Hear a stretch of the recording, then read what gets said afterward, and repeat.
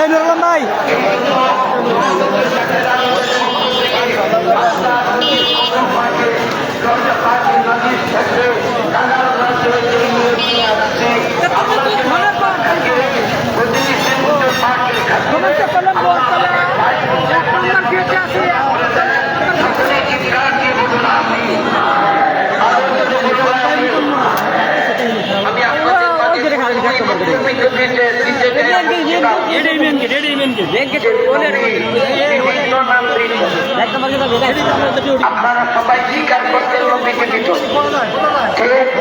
আসসালামু আলাইকুম রহমতুল্লাহি ওয়া বারাকাতুহু। সম্মানিত প্রিয় ভাইরা, আজকে আমার এই লাইভটা যারা দেখছেন বা পরবর্তীতে দেখবেন, সকলের প্রতি আমি গুনাহগারের সালাম, আসসালামু আলাইকুম। সরাসরি আপনাদেরকে দেখানোর চেষ্টা করছি শতাব্দীর মহান মুজাদ্দেদ, বিশ্ব শান্তির মহাসাধক, আখিরি জামানার মহান মুজাদ্দেদ আল্লামা গাউসুল আজম কাজী বাবা শাহানশাহ এনায়েতপুরী রাদিয়াল্লাহু তাআলা আনহু, ওনার 110তম উরুস শরীফ উপলক্ষে প্রায় লাখ লাখ মানুষের আগমন হয়েছে। কাজী এনায়েতপুরীর 110তম উরুস শরীফ উপলক্ষে আশেক জাকির বৃন্দরাম আপন মুর্শিদের কদম মোবারকে আইসা রুহের মাগফিরাতের জন্য, আত্মার খোরাক নেওয়ার জন্য হাজিরা হয়ে গেছে।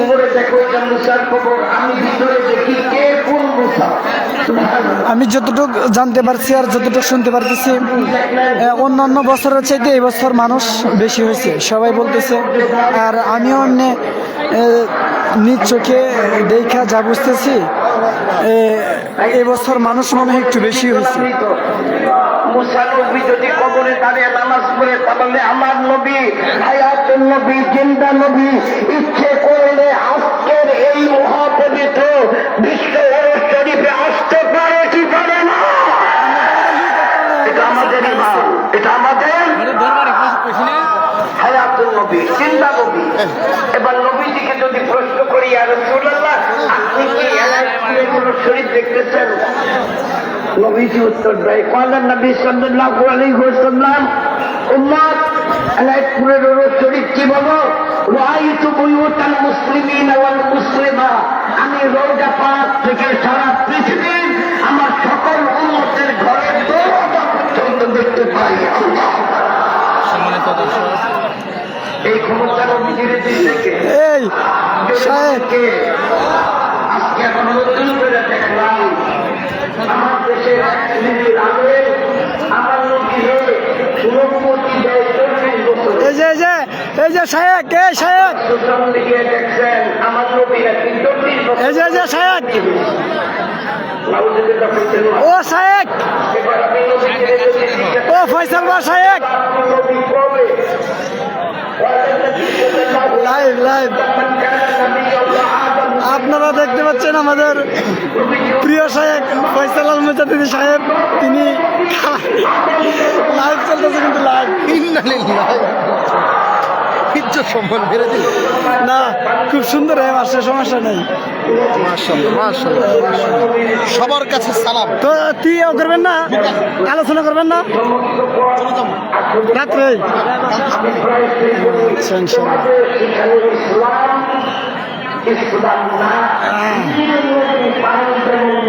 সম্মানিত প্রিয় ভাইয়েরা, আপনাদেরকে দেখানোর চেষ্টা করতেছি, এটা হচ্ছে এনায়েতপুর বাগ দরবার শরীফের খানার মাঠ। তো বিভিন্ন দেশের আশেকান মুরিদান আপন মুর্শিদের দরবারে সেইভাবে ফায়েজ তাওয়াজ্জুহ নেওয়ার জন্য আপন মুর্শিদের হাজিরা দিয়ে দিচ্ছি। আপনাদেরকে আমরা দেখানোর চেষ্টা করতেছি, আপনারা ভিডিওটা একটু প্রচার করে দিবেন।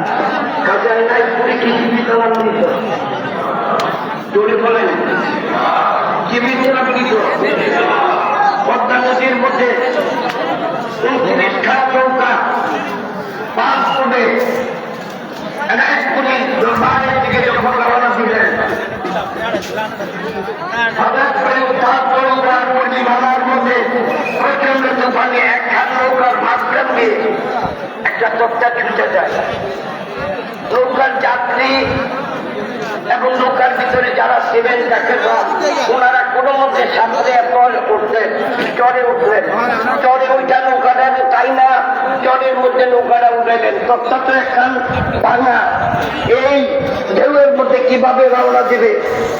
হঠাৎ করে চরের মধ্যে হাঁটতে হাঁটতে যায় দেখে একটা নেস্তরি, হাতের মধ্যে বাক্স, কড়া, হাতুর, লোহার গজাল নিয়ে চরের মধ্যে আসতেছে। সালাম দিয়ে বলতেছে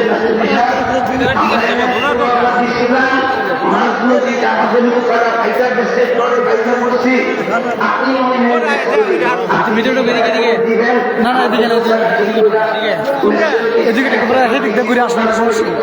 উনি বাক্সের ভিতর থেকে কড়া বের করলেন, হাতুর বের করলেন, গজাল বের করলেন, তক্তা ঠিক করে দিলেন। এবার দেখে পানি উঠে না,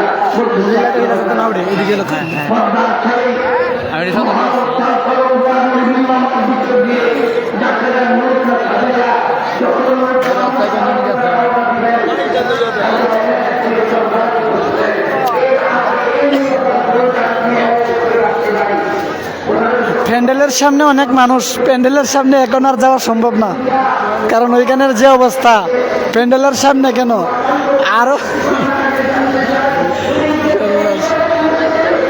প্যান্ডেলের সামনে যাওয়ার কোনো ব্যবস্থাই নাই, অনেক মানুষ তো তাই।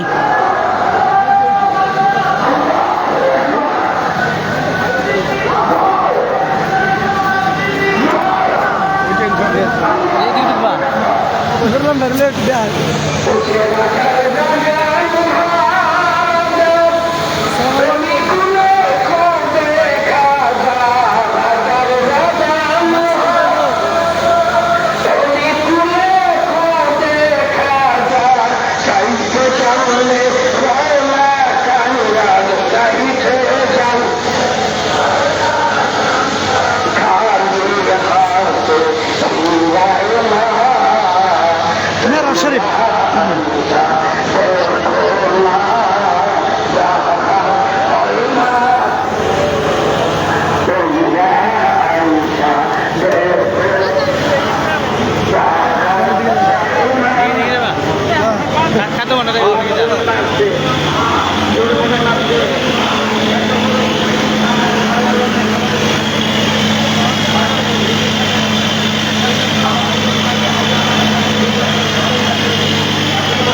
মোনাজাত হবে সকাল 10টায়।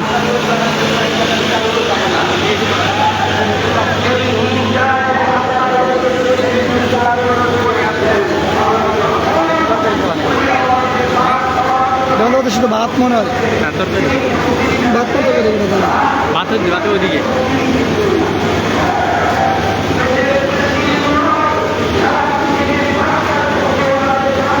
মেলা লম্বা লাইভ হয়ে যাবে, ঘন্টাখানে হয়ে যাবো। হ্যাঁ সবটাই বলবো তো। হ্যাঁ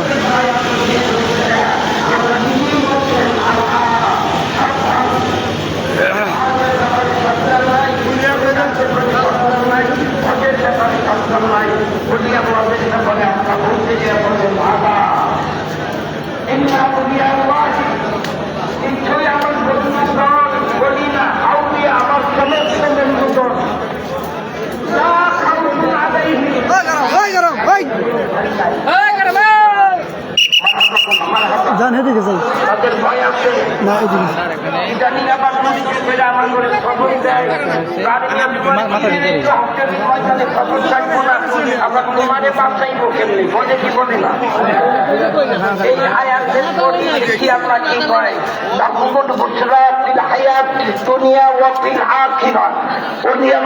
জন্য সুসংবাদ ইহকালে এবং পরে কালে।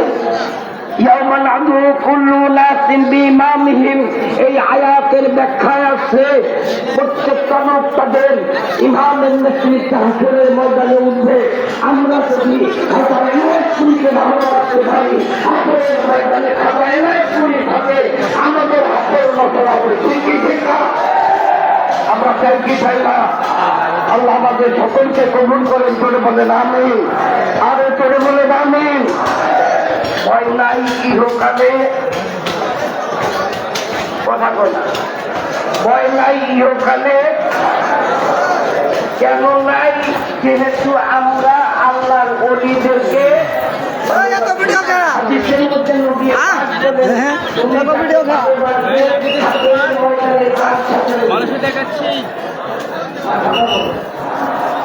আমরা খাজাইনাত পুলিশকে উঠবো, খাজাইনাত পুলিশ সাথে থেকে এতে সন্দেহ আছে।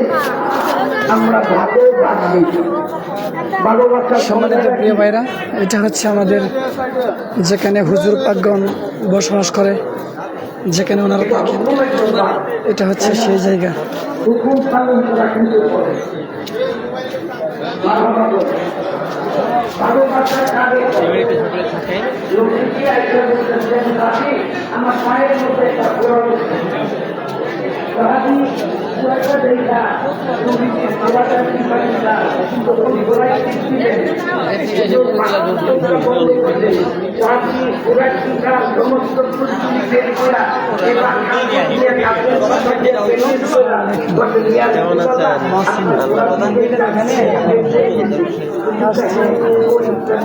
আমি একাই দরজা ভালো আছেন? আমার জীবন ধন্য আপনি আমার দিকে দয়া আমার খাদমত আল্লাহ কবুল করে নিয়েছেন। আমি আসছি বিকালে প্রোগ্রাম আছে,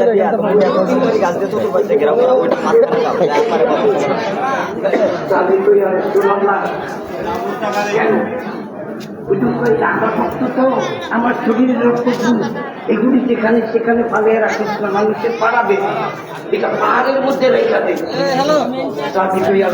আমার বাবা মা কজবে করবান, আমি মই লাগবে কেন বের করতো খুঁজে বের করছি, ওগুলোই তো রাখবি। আপনার বাবা মা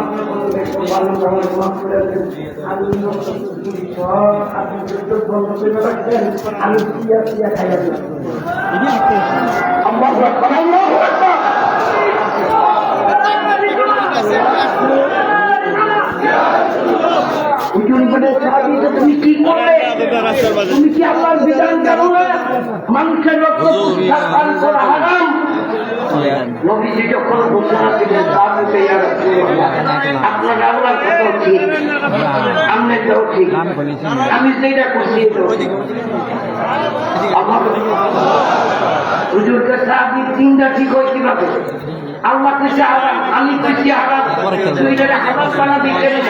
সাহাবী কান্দে দিয়ে বলে, ইয়া রাসূলুল্লাহ, আল্লাহ বলতে মানুষের রক্ত পান করা হারাম, এটা ঠিক আছে। আপনি বলছেন মানুষের রক্ত পান করা হারাম, এটাও ঠিক আছে। আমি যে ঠিক আছে কইছি, নবীজি আমার মাফ করে দেন, আমি কোন মানুষের রক্ত বুঝতে নাই, আমি নূরে মুহাম্মদী পান করছি। আমার নবী নূরে নবী গো, আপনি আমার জীবন, আল্লাহর নবী মানে নবী গো, আপনি আমার জীবন। কোন অস্ত্র নাই, আমরা তখন কান্দা দিয়া বলি, এনায়েত পুরীর বাংলাদেশ, ওয়াজেদালির বাংলা, রহম করো আল্লাহ, রহম এনায়েত পুরীর বাংলাদেশ, ওয়াজেদালির বাংলা, রহম কর। খালি ওনার উশিলা দিয়ে চোখের পানি ফালাইতে বাকি, মুহূর্তের মধ্যে আমাদের রোগ ভালো হয়ে যায়। বড় বড় ডাক্তার ডাক্তারি পাস কইরা স্বাস্থ্য বিজ্ঞানের উপরে ডক্টরেট ডিগ্রি নিয়ে আইসা ওনাদের রোগ ভালো হয় না।